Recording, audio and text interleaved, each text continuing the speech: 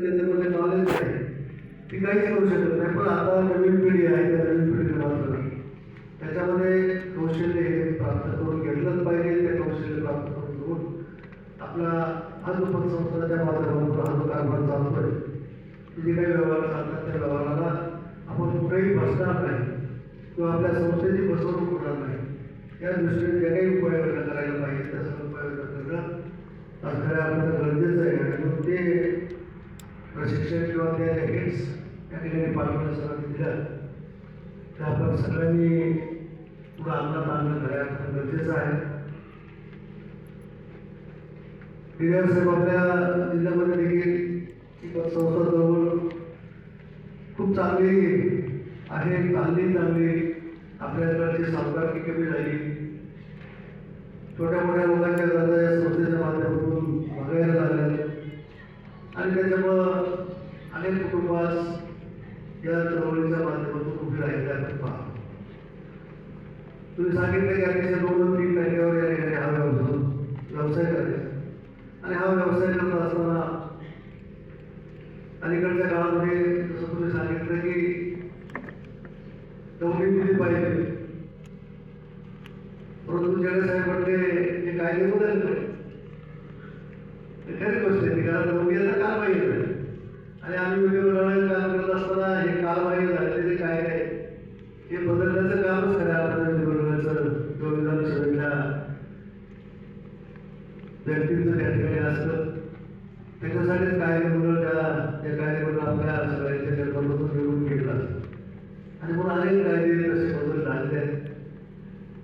आपण खांडे साहेबांनी सूत्र केले तसं नक्कीच त्याचा आपण सगळे वसुलीवाले आणि सगळे संस्था प्रमुख आपण एकत्र बसून अजून काय काय करून त्याच्यामध्ये पाहिजे याचं आपण संकलन करू आणि ते संकलन केल्यानंतर मी नक्कीच त्या बाबतीमध्ये सरकारमध्ये आमचे सहकार्य आहेत, राष्ट्रवादीचे नेतेच आहेत बाबासाहेब पाटील, त्यांच्यावर माझ्या 2-3 बैठका यापूर्वी पण या संस्थेच्या बाबतीमध्ये झालेल्या आहेत.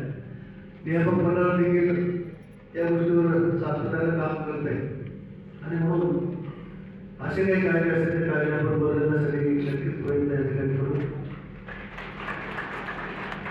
पण ही पतसंस्था चळवळ ही टिकली पाहिजे. साहेब सरकार खात्याच्या अंडर आपल्या सगळ्या राज्याच्या संस्था आहेत, राज्य कार्यक्षेत्र असो, त्याचा जिल्हा असो, त्याचं गाव असो, त्याचा तालुका असो, आपल्या अंडर त्या ठिकाणी रजिस्ट्रेशन होत असताना आपल्या हातून एक रजिस्ट्रेशनचा कागद आम्हाला मिळतो. त्याच्यानंतर फक्त एखादी पतसंस्था सुद्धा दरवर्षी त्याचा ऑडिट झालं का नाही हे चेक करणं, दरवर्षी त्या संस्थेच्या कारभार कसा चाललाय त्याच्या संदर्भाची माहिती घेणे किंवा माहिती तुम्ही मागून घेणं संस्थेने ती बोलून घेणं आणि तुम्ही सांगितलं त्या ऑडिटरची सिस्टीम आहे, ऑडिटर करणे त्या सिस्टीमप्रमाणे ऑडिटर ठेवायचे आणि त्यांनी ऑडिट करायचं. पूर्वी सरकारी ऑडिटर असायचे, आता सगळे नेमलेले ऑडिटर आहेत. SCA नेमण्याची तुम्ही आम्हाला परवानगी दिली आहे. सर्वसाधारण सभेमध्ये त्यांचं नाव ठरवायचं आणि त्यांची नियुक्ती करायची अशा पद्धतीचा अलीकडच्या काळामध्ये हा बदल झाला आहे. आणि हा बदल होत असताना सहकारी पतसंस्था चळवळ ही आपण नेमका कशासाठी सुरू केली किंवा सहकारी पतसंस्था कशासाठी काढली, काही संस्था त्याला या गोष्टी विसरून जातात आणि एखादं संस्था त्याला चुकले की सगळ्या संस्था चळवळीला त्याचं काम होतात आणि हे उदाहरण आमच्याच तालुक्यामध्ये घडले. त्याचा आपल्याला प्रचंड त्रास झाला. ज्या काही संस्था शिल्पण आहेत त्या सगळ्यांच्या दिव्यांतून गेलेल्या जवळपास मला वाटतं 100च्या आसपास 87 संस्था एक चांगल्या स्थितीमध्ये आपल्या बरोबर चांगल्या स्थितीमध्ये असलेल्या आपल्या या संस्था तालुक्यामध्ये आज कार्यरत आहे. तालुका एक चांगल्या पद्धतीनं या ठिकाणी अर्थार्जन करणारी नागरिक आहेत. वेगवेगळ्या क्षेत्रामध्ये मुंबई पुण्यासारख्या ठिकाणी मोठमोठ्या व्यवसायामध्ये लोक आहेत. नोकरीचं प्रमाण जास्त आहे, रिटायरमेंटचं प्रमाण जास्त आहे आणि त्याच्यामुळं संस्थांची परिस्थिती ठेवीच्या बाबतीमध्ये अतिशय चांगली होती. परंतु मध्यंतरीच्या काळामुळं ही जी अडचण निर्माण झाली या अडचणीच्या काळी सहकार खातं असेल किंवा बँकिंग असेल या लोकांचं जेवढं सहकार्य व्हायला पाहिजे तेवढं सहकार्य नक्कीच मला वाटतं होत नाही. त्याचं कारण मी तुम्हाला सांगतो.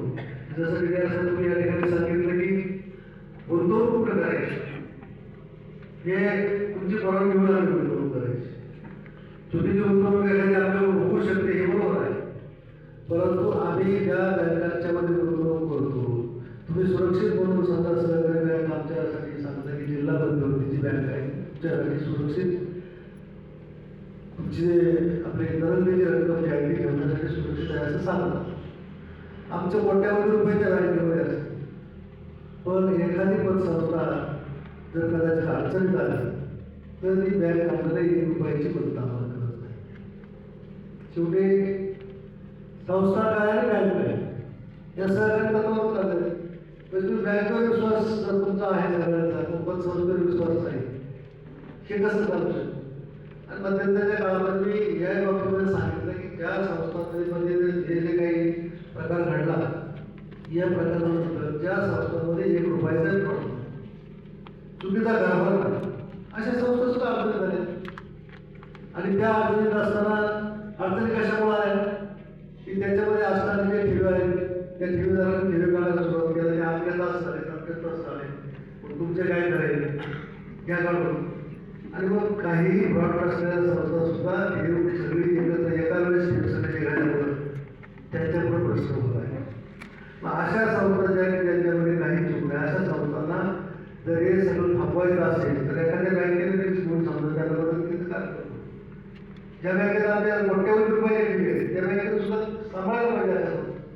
असं जर केलं असं तर काही संस्था जर निष्पाप संस्था नाही व्हायला गेल्या, काही बंद पडल्या, तर या गोष्टींमध्ये सुद्धा तुम्ही सहकार खात्याच्या अधिकारी भूमिका काही ना काहीतरी या ठिकाणी घेतली पाहिजे असं माझं मत आहे.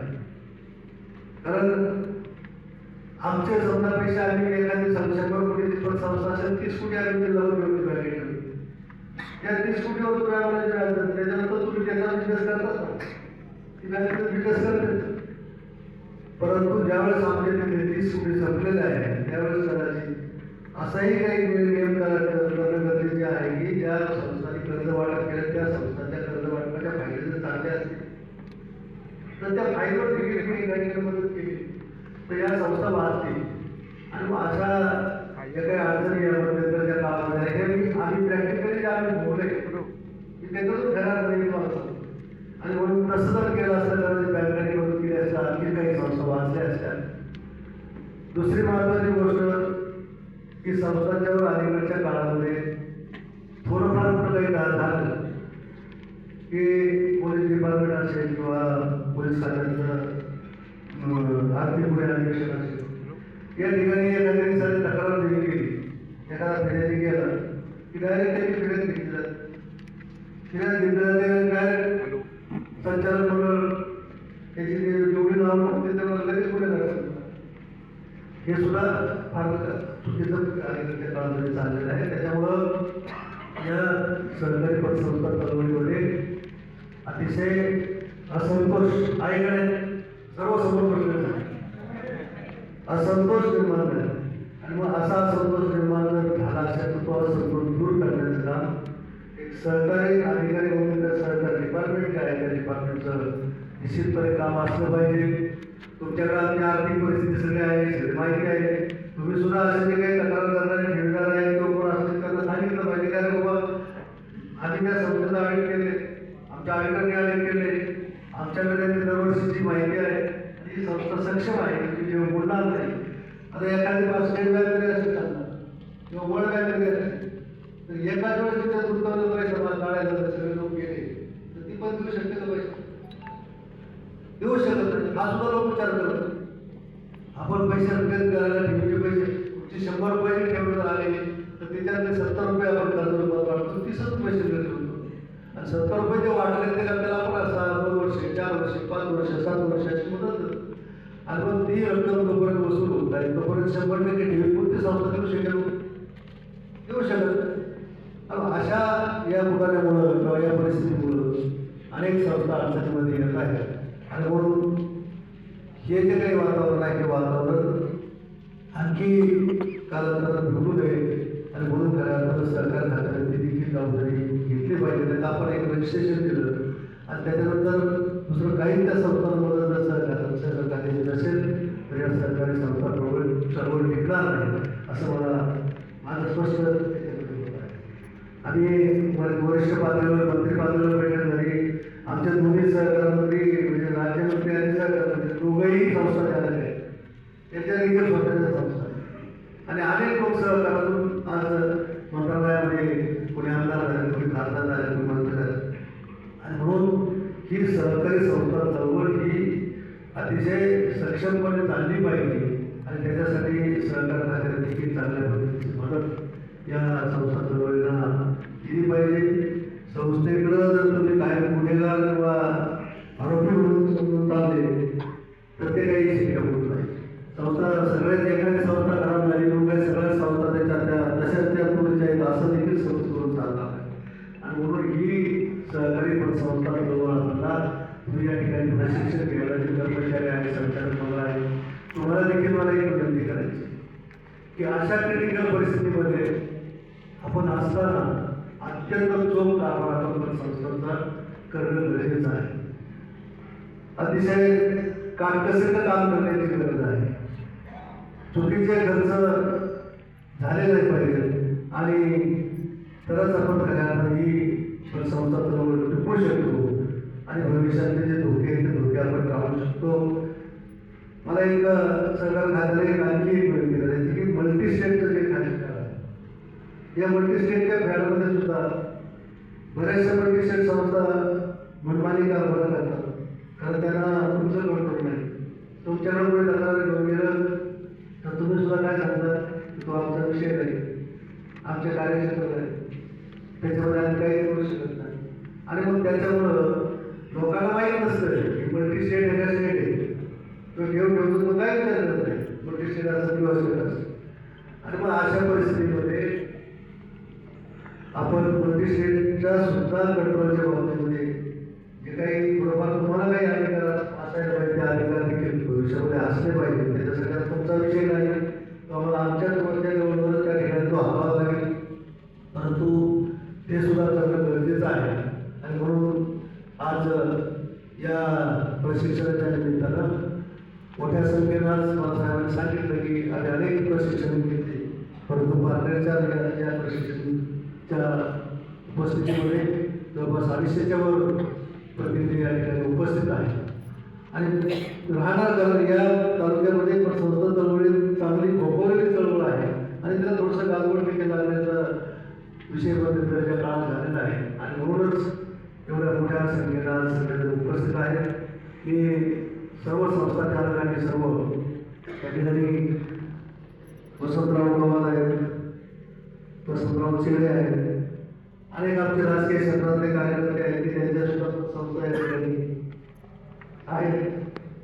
आणि म्हणून सगळ्यांनीच त्या सगळ्या गोष्टीची दक्षता घेऊन विशेषतः काही संस्था अतिशय चांगल्या पद्धतीने कामकाज करतायत आणि त्याचा परिणाम निश्चितपणे आपल्याला या जवळ वाढवण्यामध्ये पकवण्यामध्ये चांगला होतोय. आणि ही अशा पद्धतीची जवळ भविष्यामध्ये चांगले राहणे जे काही वसुलीच्या बाबतीमध्ये अडचणी आहेत त्या अडचणी तुम्ही सहकार खात्याला आम्हाला सहकार्य करणं गरजेचं आहे. दौडीची प्रथा बंद केली तरी देखील आता ऑनलाईन ग्रामाची सुद्धा पद्धत आपण अवलंबू शकतो. ऑनलाईनला तर काही कोणी रोज देऊ शकत ही ऑप्शनची सोय आहे. आणि म्हणून त्या पद्धतीने वसुलीसाठी आपण प्रयत्न करायला फक्त माझी एक मागणी असणार आहे, मी स्वतः त्याच्यात आहे. मागणी म्हणण्यापेक्षा माझं एक मत आहे की जे काही कर्ज घेणारे लोक जे संस्थेला फसवण्याच्या उद्देशानं कर्ज घेतात असे जे कर्जदार आहेत त्या कर्जदाराच्या विरुद्ध फौजदारी कारवाईची देखील तरतूद असली पाहिजे असं मला वाटतं. त्याच्यासाठी त्याच्यावर जसं एखाद्या संस्थेला ठेवून दिलं, एखाद्या ठेवीदाराने तक्रार केली डायरेक्ट ठेवीदारावर याच्या वापर होतं, संचालक बोर्डावर किंवा मॅनेजर लागतो, तसं जो कर्जदार जर 25-25 वर्ष त्या संस्थेचं कर्ज भरले तसं तर त्याच्यावर का बोलला जातो नाही ही सुद्धा तरतूद उद्या सरकार खात्यानं त्यांच्या जेव्हा काही मिटिंगा होतात किंवा त्याच्या जेव्हा चर्चा होतात त्यावेळेस त्यांनी देखील हा विषय वरती नेला पाहिजे असं मला वाटतं.